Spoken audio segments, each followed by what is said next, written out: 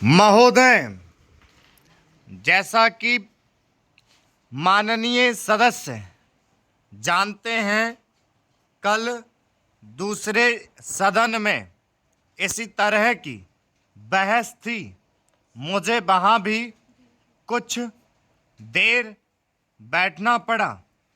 इस कारण यहाँ जो भाषण हुए उन सबको मैं सुन नहीं सकी।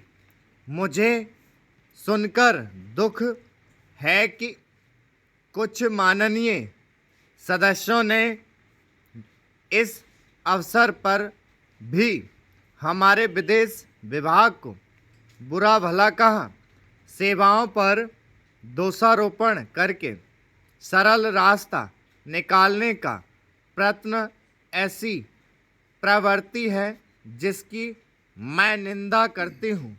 मैं यह नहीं कहती कि हमने गलतियाँ नहीं की हैं और हमारे सभी प्रतिनिधि हमेशा योग्य ही होते हैं। जब गलत हो तो हमें उसे अवश्य बताना चाहिए, लेकिन सदा आलोचना करने से निरुत्साह पैदा होता है और मनोबल गिरता है। हमें उन औजारों को ही कुंठित नहीं कर देना चाहिए जिनसे हमें काम लेना है। देश और विदेश में हमें काम तो करना ही है। हम अच्छी तरह जानते हैं कि पाकिस्तान के शासकों को दी गई हर सहायता बांग्लादेश के निर्दोष लोगों के विरुद्ध इस्तेमाल की जाएगी। इस अवसर पर हमारे प्रतिनिधियों ने परिश्रम से बहुत अच्छा काम किया है। प्रस्तुत परिस्थितियों में वे जितने प्रभावी हो सकते हैं। कुछ सरकारों के विचार निश्चित हैं और यदि उनमें सहानुभूति भी पैदा की जाए तो भी वे इस प्रकार के मामले में कोई स्पष्ट बात कहने को तैयार नहीं होंगे। मैं कहना चाहूँगी कि हमारी उन सेवाओं ने जो वर्तमान स्थिति से निपटने में जुटी हैं, साहस और समर्पण का परिचय दिया है।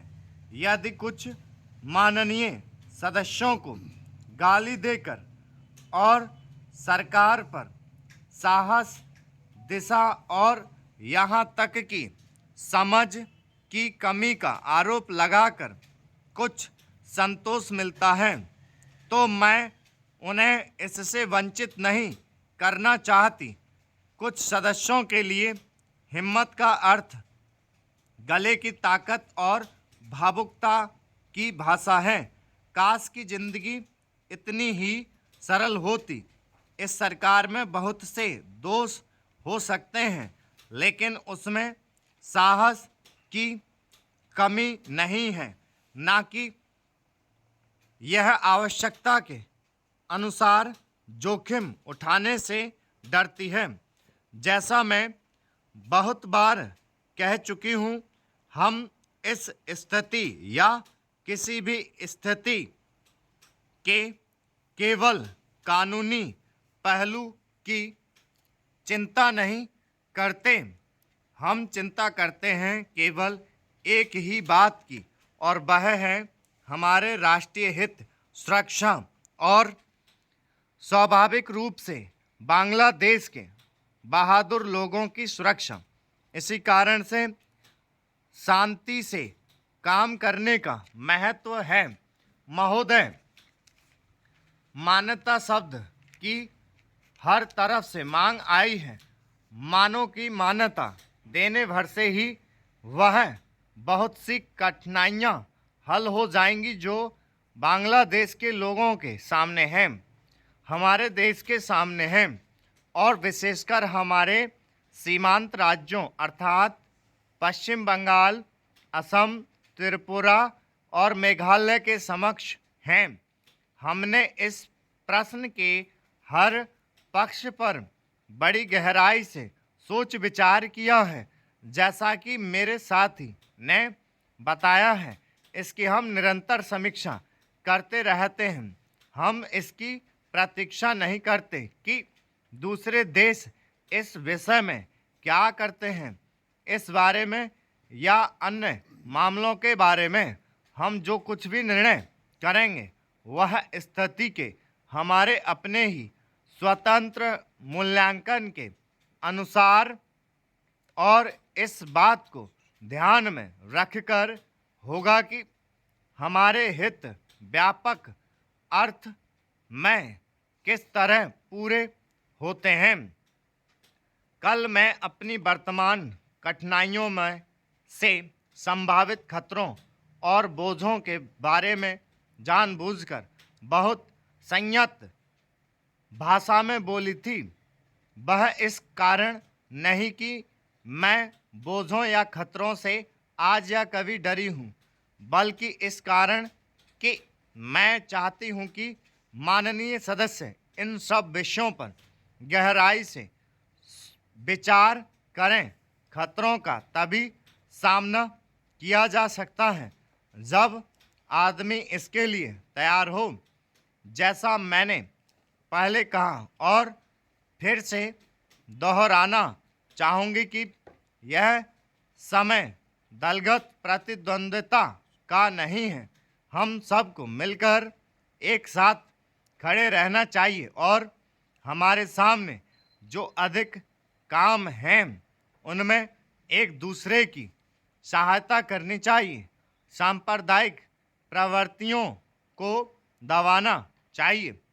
मेरे विचार में सब पार्टियों को सहायता करनी चाहिए कि बांग्लादेश और शरणार्थियों का प्रश्न सांप्रदायिक स्तर तक ना गिरने पाए, बल्कि अपने सही स्तर पर ही बना रहे जो राष्ट्रीय और अंतर्राष्ट्रीय स्तर है। मैं इन प्रश्नों और अन्य घटनाओं के बारे में विरोधी दलों के नेताओं और सदन के अन्य सदस्यों से संबंध बनाए रहूंगी। मैं अपनी तरफ से सदस्यों को इस विषय पर अपनी बात मुझसे आकर कहने और उनके पास जो कोई जानकारी हो उसे बताने की पूरी छूट देती हूँ। साथ ही इस समय इससे अधिक और कुछ कहने को नहीं है। मैं बस इतना ही कहना चाहूँगी कि हम निराश ना हों। हमें अपने और अपने लोगों पर भरोसा होना चाहिए। हमें बांग्लादेश की वीर जनता और अपने अधिकारों के लिए लड़ने के संकल्प पर भरोसा होना चाहिए।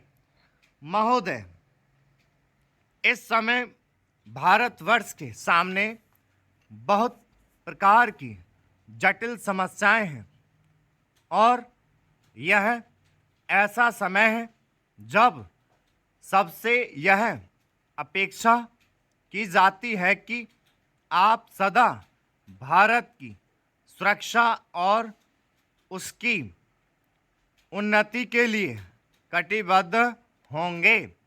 आपको मालूम ही है कि जब से यह प्रश्न हमारे सामने आया है कि भाषा के आधार पर देश के विभिन्न भागों का पुनर्गठन किया जाए, तब से देश में बहुत प्रकार के आंदोलन उठ खड़े हुए हैं। सरकार ने स्टॉप, ये 10 मिनट की थी, कितने से लगाई थी बेटा? 84